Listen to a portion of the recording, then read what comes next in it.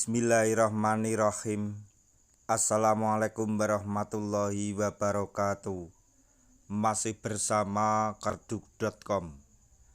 Pada video kali ini kami akan menyampaikan kabar terbaru terkait dengan seleksi P3K tahap 1 tahun 2024, yaitu pasca seleksi P3K tahun 2024. Inilah 5 keputusan final nasib tenaga honorer guru, kesehatan, dan teknis di tahun 2025. Untuk mengetahui kelanjutannya, silahkan simak video ini sampai selesai. Tapi sebelum kami lanjutkan, bagi rekan-rekan yang baru menemukan channel ini, tekan like dan subscribe-nya, dan juga tekan lonceng notifikasinya supaya nanti bisa mengetahui informasi terbaru terkait dengan seleksi P3K tahun 2024. Sekarang mari kita simak dan cermati penjelasan yang ada di video ini supaya nanti tidak gagal paham. Proses seleksi pegawai pemerintah dengan perjanjian kerja atau P3K tahun 2024 menjadi salah satu momen penting yang dinantikan oleh ribuan tenaga honorer seperti guru, tenaga kesehatan, dan tenaga teknis. Banyak tenaga honorer berharap untuk lolos seleksi dan diangkat sebagai ASN P3K 2024 penuh waktu. Namun dengan adanya perubahan regulasi serta terbatasnya formasi, banyak pertanyaan muncul tentang nasib mereka yang tidak berhasil dalam seleksi. Berikut adalah prediksi dan nasib yang mungkin dihadapi oleh tenaga honorer di tahun 2025 pasca seleksi P3K 2024. Yaitu 1. Peluang tenaga honorer yang lulus seleksi P3K 2024. Bagi tenaga honorer yang berhasil mendaftar dan lolos seleksi P3K 2024, mereka memiliki peluang untuk diangkat menjadi P3K. Berdasarkan aturan yang berlaku, pelamar yang berhasil mencapai peringkat terbaik dalam seleksi administrasi dan kompetensi akan mendapatkan posisi sebagai ASN P3K. Dalam mekanisme seleksi ini, tidak ada ambang batas nilai minimum atau passing grade yang harus dicapai, melainkan fokus pada sistem pemeringkatan. Mereka yang berhasil mencapai peringkat tertinggi, baik dari sektor pendidikan, kesehatan, maupun teknis, akan diangkat sebagai ASN dengan status P3K penuh waktu. Selanjutnya yang kedua, yaitu tenaga honorer yang mendaftar namun tidak ada formasi. Bagi tenaga honorer yang telah mendaftar P3K 2024 namun instansi atau pemerintah daerah mereka tidak membuka formasi sesuai dengan kualifikasi yang dimiliki, mereka tidak akan bisa melanjutkan ke tahap seleksi berikutnya. Situasi ini kerap terjadi pada tenaga honorer guru, di mana formasi yang dibuka oleh instansi pemerintah tidak sesuai dengan linearitas ijazah pelamar.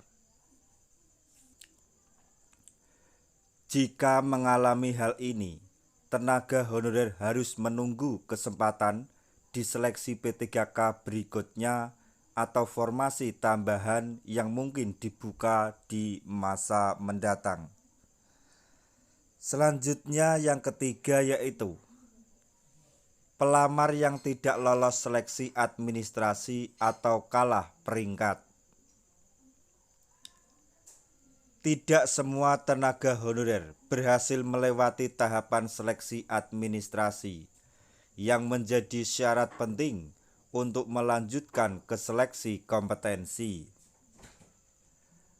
Mereka yang tidak lulus seleksi administrasi otomatis tidak dapat melanjutkan proses. Selain itu, ada juga tenaga honorer yang mungkin kalah dalam peringkat seleksi. Meski mereka sudah mengikuti tahapan seleksi kompetensi, namun karena formasi terbatas dan kalah dalam persaingan peringkat, mereka tidak dapat mengisi lowongan yang tersedia. Dalam kasus ini, tenaga honorer masih memiliki peluang untuk dipertimbangkan sebagai P3K paruh waktu, tergantung kebijakan instansi atau pemerintah daerah setempat. Kemudian yang keempat yaitu tenaga honorer yang tidak mendaftar atau mengabaikan kesempatan seleksi. Ada tenaga honorer yang mungkin tidak ikut serta dalam proses pendaftaran P3K 2024, baik karena tidak ada formasi yang sesuai atau kurangnya informasi tentang tahapan seleksi. Mereka yang tidak mendaftar otomatis kehilangan kesempatan untuk diangkat sebagai P3K. Beberapa honorer mungkin juga merasa tidak perlu mendaftar karena sudah terdaftar sebagai peserta seleksi CPNS. Namun, ini tetap menutup peluang mereka di jalur P3K jika hasil seleksi CPNS tidak memuaskan. Kemudian yang kelima yaitu nasib tenaga honorer yang masa kerja kurang dari 2 tahun. Bagi tenaga honorer yang memiliki masa kerja kurang dari 2 tahun, tantangan lain muncul dalam proses seleksi P3K 2024. Mereka cenderung tidak masuk dalam kategori prioritas untuk diangkat sebagai P3K. Meski demikian, masih ada harapan akan adanya kebijakan yang dapat melindungi tenaga honorer tersebut di tahun-tahun mendatang.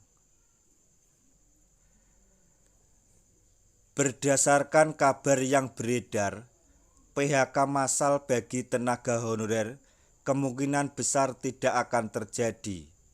Namun, regulasi terkait nasib tenaga honorer di tahun 2025 masih menunggu kepastian lebih lanjut dari Menpan RB. Nasib tenaga honorer setelah seleksi P3K 2024 masih belum sepenuhnya jelas.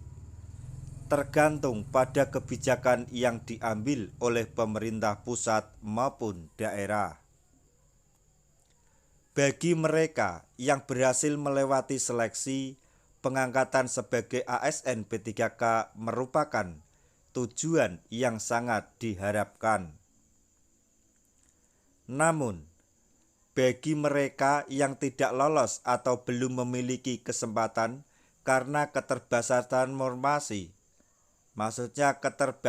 formasi, ada kemungkinan kebijakan lebih lanjut di tahun 2025 yang akan memberikan perlindungan lebih baik bagi tenaga honorer.